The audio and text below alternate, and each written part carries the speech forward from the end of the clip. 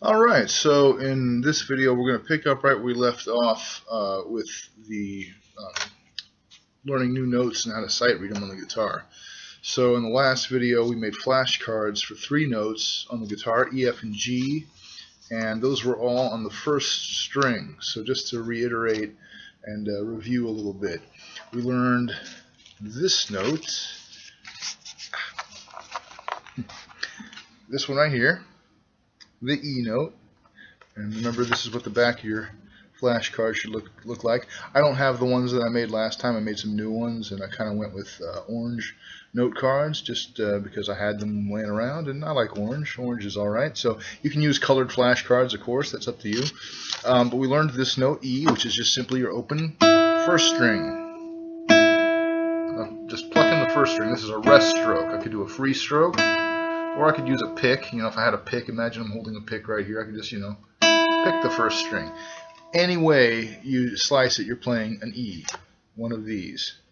Then we also learned the note F, which is on the 5th line of the staff. F is the same string, first string, but this time I'm going to put my first finger on the first fret of the first string, and there's an F. F is higher in pitch than E. There was E. Here's F. If you can sing them, it really is a good thing because it gets you a sense of pitch, and if you can sing it, you can play it. So there's F. Then we also learned the note G, this one right here, which is above the 5th line, and G, same string, first string, but this time we are on the 3rd fret with the 3rd finger. Don't use any other finger, use the 3rd finger, because this way, hey, look at this, E, F, G. Isn't that nice? I have a finger for every fret, so if I wanted to jump, I don't have to do the jumping around thing. I can just have a finger hovering above those frets. So we're going to move to the 2nd string in this video, and as luck would have it, it's not really luck, it's just, the way the diatonic scale is organized and the way the guitar is laid out, but as it turns out, the fingering is exactly the same for the notes on the 2nd string. So we're going to start with this one right here. Again, feel free to pause the video and copy a note card exactly like I've made this one. Don't forget the treble clef. Got to have this little treble clef symbol right here so you know which way the card goes. Of course, with this note, it doesn't really matter because it's smack in the middle of the staff. It's right on the middle of the 3rd line of the staff. So, any way you slice it, it's going to be the same way. But anyway, yeah, you want to make sure it looks like this. And here's the back of the card. Again, pause it, copy it down exactly like I have, hopefully with better handwriting if you can. My handwriting is kind of interesting. It kind of looks like a ransom note that was been cut out of magazines or something. But you get the idea. You have the note up here, which is B. It's on the 2nd string, which is also the B string. Again, I like to put both the number and the letter name of the string because the string can be identified in either of those 2 ways. And of course, the finger and the fret. This uses no finger and no fret. It's an open string. So it's on the open 2nd string. Here's the 2nd string right here. I'm going to do a rest stroke. But again, I could do a free stroke and come off into air, or if I was using a pick, I could pick that note, but it doesn't matter. It's the same thing any way you slice it. So there's B. Moving right along to this one. Notice that we are now above the 3rd line on the 3rd space. And this note is a space note, so space notes are a little bit easier, I think, to draw because it's easier to kind of fit your note head in between 2 lines than try to center it on a line. I had a hard time when I first started writing music down, with line notes. I kept on, like, my line notes would kind of always look a little offset. They wouldn't be centered perfectly on the line, but I've gotten better at it, of course, as the years have gone by. But space notes, I think, are much easier. So the 3rd space is this note, C, and this same exact C can be played on any instrument, any instrument that has this note in its range, which is a lot of them. But we're going to find on the guitar that it is on the 2nd string, which is again the B string, and we're going to use the 1st finger on the 1st fret. Hey, that was just like F. Remember our friend F that was on the 1st string? Well, now we're just going to do the same exact thing on the 2nd string. So there's my C. And Then moving right along to the last note we're going to learn in this video, on the 4th line. And you can see, actually, this is a perfect example of what I was talking about. You can see how I kind of double traced over this note. I kind of like circled it a couple times because the first time it wasn't quite centered.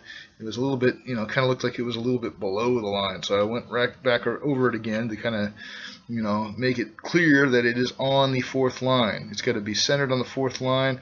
And then again, you can see my beautiful treble clef symbol. Again, I never claimed to be an expert calligrapher. I think really the only one famous musician I've ever known of that was really known for his calligraphy as much as anything else was Bach. You know, if you look at Bach manuscripts, they're usually very, very pretty, almost, I mean, well, publish worthy pretty much. Anyway, so there's the note D, and there's the information for the back of your card. It is also on the 2nd or B string, and we're going to use the 3rd finger and the 3rd fret. All these notes are in the 1st position, so the finger matches the fret. By the way, just to kind of like, you know, drive home what that means. This is the 1st position right here. This zone where I've got, you know, my 4 fingers lined up on the first 4 frets of the guitar, which means this is the 2nd position, and this would be the 3rd position, and you see where I'm going with this. So in the 1st position, the fingers and the frets match up. 1st finger on the 1st fret, 2nd finger on the 2nd fret, 3rd finger on the 3rd fret, and this note D is on the 3rd fret with the 3rd finger on the 2nd string, just like G was. Remember G right here? Well, there's a D. So far, here are all the notes that you've learned up to this point, how to read. You've got open B, C, D, E, F, and G. And I highly, highly recommend practicing your scale, starting out real slow at first, and then gradually picking up speed as you go, and then also not only playing the scale ascending, which is what I was just doing. You notice how I was playing the notes from lowest to highest. I was going, you know, B, C, D, E, F, G. Well, I could play them in reverse. G, F, E, D, C, B. So I'm going up, coming down. You know, you can hear that. You can hear how the pitches rise when you ascend and fall when you descend.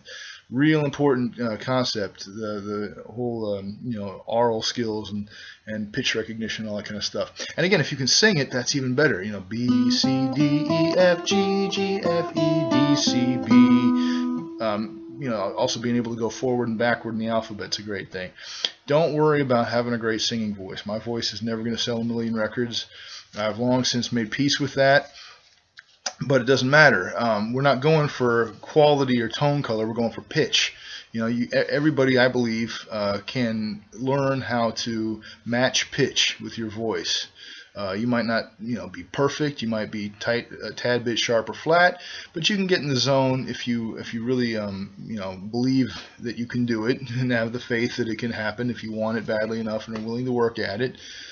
So now that we got our flashcards, I'm going to do a little sequence here where I'm going to flash the cards to you out of order, and you can feel free to pause the video anywhere you want and you know, find the note and play it. Now, I highly recommend saying it and playing it. So I'm going to flash you the card. You can pause the video if you want, or if you don't think you need to, then great, keep on going, but say the name of the note and then play it. So this note, what is it? If you said and played B, you are correct. That is one of our new friends that we just learned about. Alright, so then what is this one? Again, pause the video if you need to, but if you said and played F, you are correct. F, the 1st fret of the 1st string. What about this one right here? Again, feel free to pause the video, but if you said and played D, you are correct. The 3rd fret of the 2nd string. What about this one? That would be C, 1st string, 2nd fret. What about, man, I'm kind of forgetting which ones I didn't do. Did I do? Well, it doesn't matter, actually. That's the great thing about it. You know, you don't think you have to go through every single one of them before you repeat notes. You can go back and forth. So, like, what's this one? This would be F. What is this one?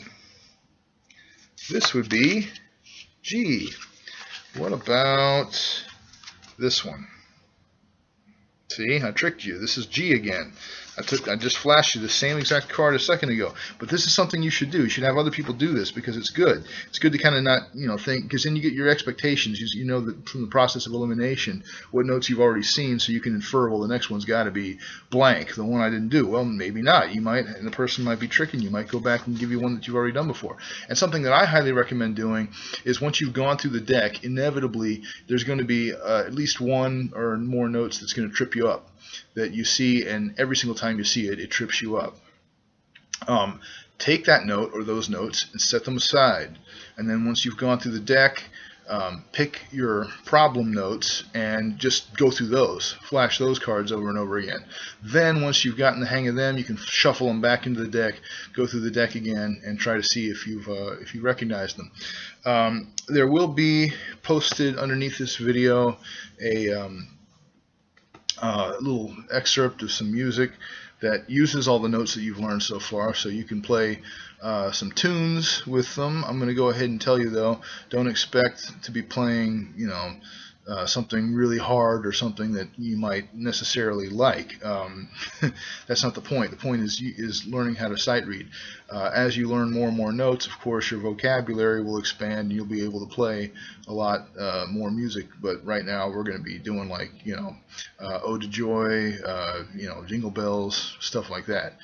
If you love those songs, great. And if you don't, well, just be patient and keep working at it, because the point is not Rome wasn't built in a day, right? We're trying to acquire knowledge and learn how to stand and walk before we run. So have patience, young Padawan, and keep up with your flashcards, and I'll see you in the next video.